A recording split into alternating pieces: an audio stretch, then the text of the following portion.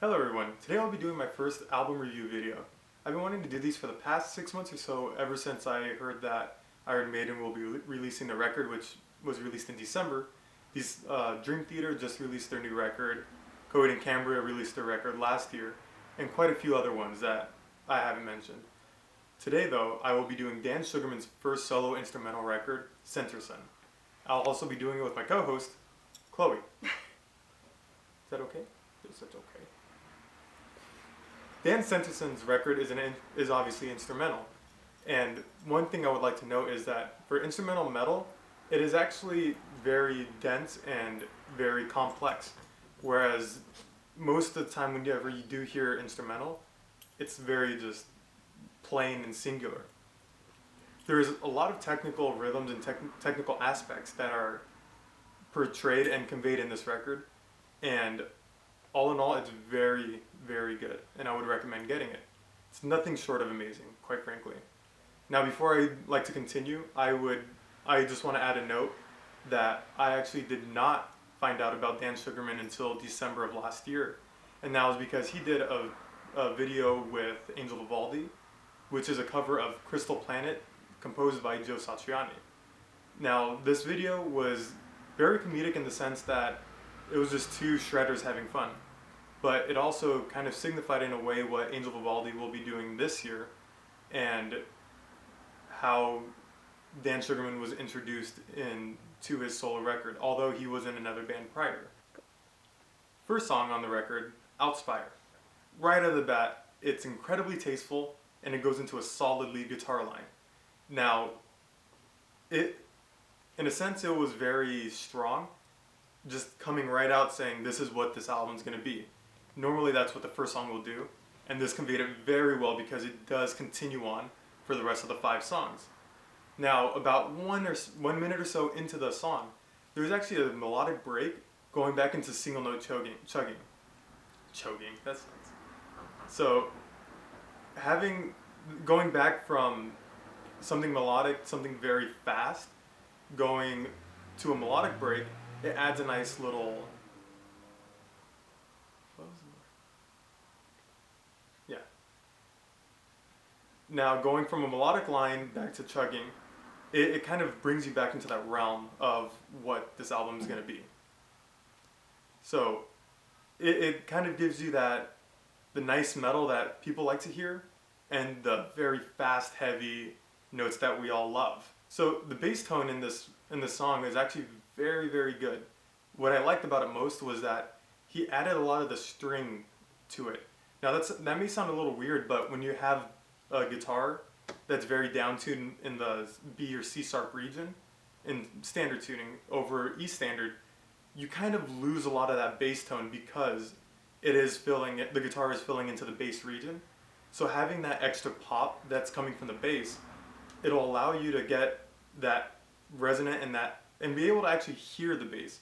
So that was one thing that I noticed and I actually really enjoyed, because Iron Maiden with Steve Harris, his bass tone is essentially like a third guitar or a fourth guitar. Look at that.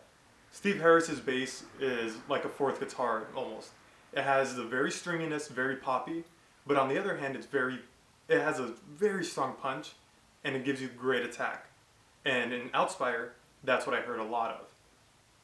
Now, around the minute 30 or so, there's an entire line, a melodic line that it hooks right away.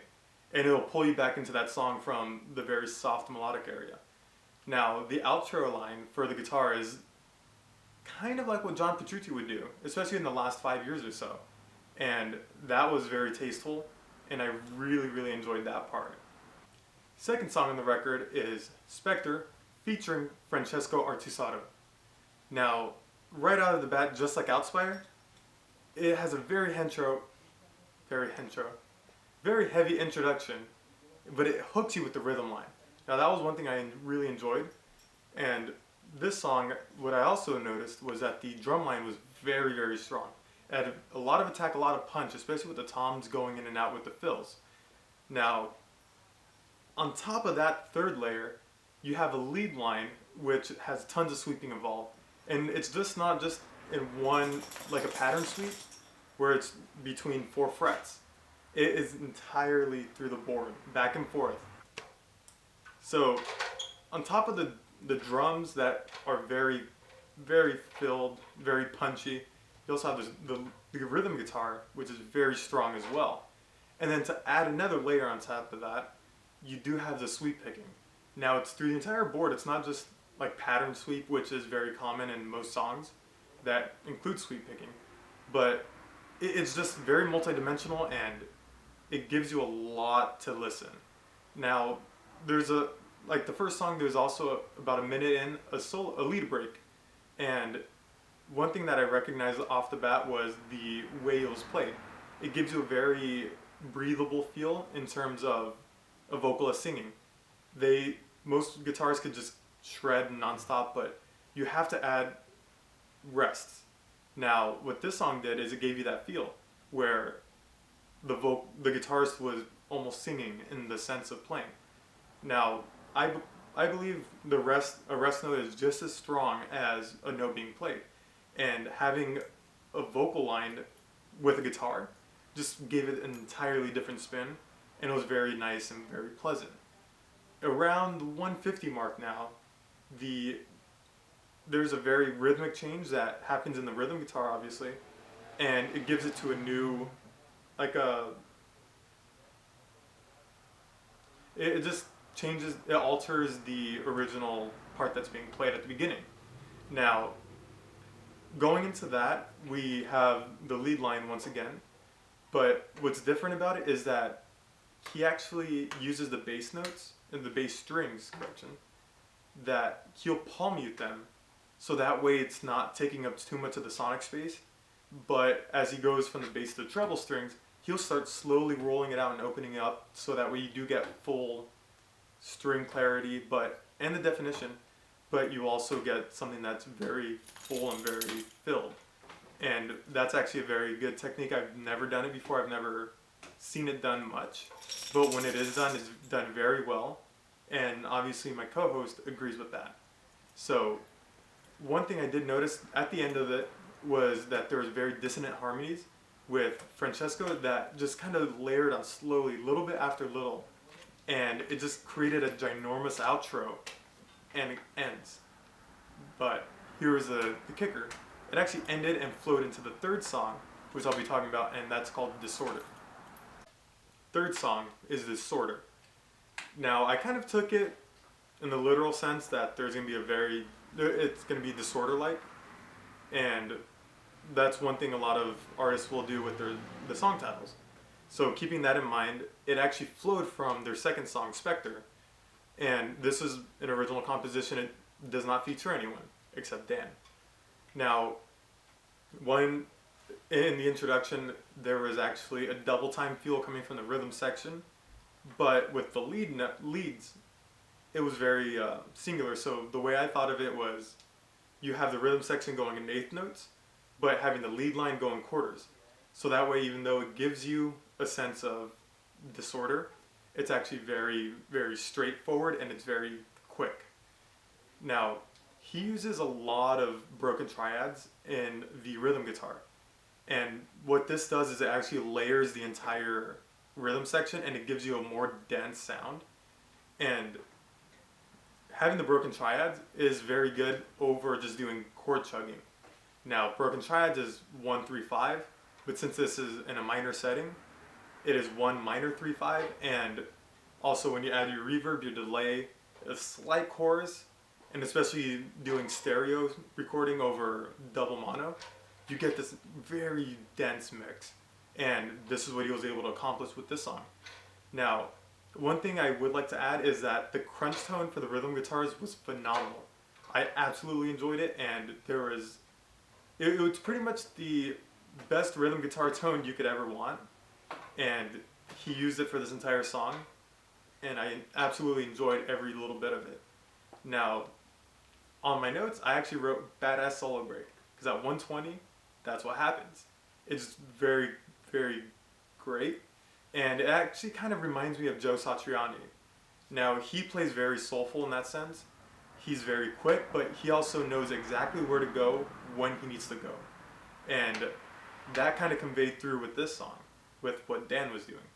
It was very soulful-like, and it was very, very beautiful. And it leads out to the outro just like the other couple songs. Fifth song, Adrift, featuring Scott Carstairs. Now, introduction-wise, it's very syncopated with the guitars and the drums. But the syncopation helps to create this layered environment that it'll continue onward. Now, with this song, I actually noticed that the drums were a little punchier and had a little more attack in it.